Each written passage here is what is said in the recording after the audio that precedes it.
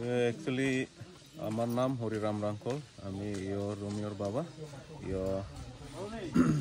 আমাদের বুবাগরা আমাকে বলেছিল কোন দিনে কল করছে? 30 তারিখের রাত্রের দিকে আমার ফোন করছিল। নিজে আমার সঙ্গে কথা হয়েছে, আশ্বাস দিছে যে রোমিওর যা কিছু লাগে, যাবতীয় যা লাগে আমি আছে এই বলিয়া আমাদেরকে আশ্বাস দিলেন।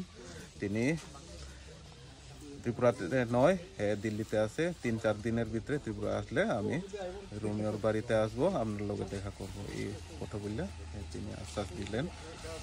আমার কইছে কেমন আছে?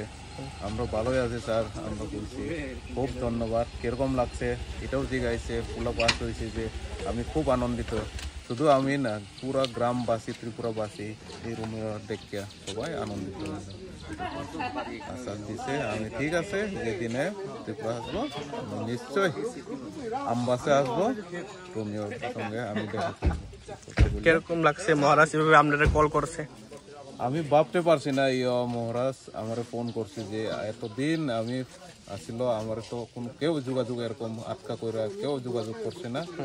আমি এটা বিশ্বাসের বাইরে, আমি ভাবতে পারছি না যে আমার মহারাজ আমার ফোন করবো এমন করে। আমার স্বপ্নেও আমি ভাবতে পারছি না। এর উপরে খুব আমরা কৃতজ্ঞতা জানাই, ধন্যবাদ জানাই। আশা করি অবশ্যই আমাদের সঙ্গে দেখা করবেন, আমরা আশাবাদী। তার উপরে আমরা পুরো ভরসা, আমরা ওনার উপরে আমরা পুরো নির্ভরশীল হবো, এটা বললে আমার এখানে বক্তব্য শেষ করছি। ধন্যবাদ। Thank you.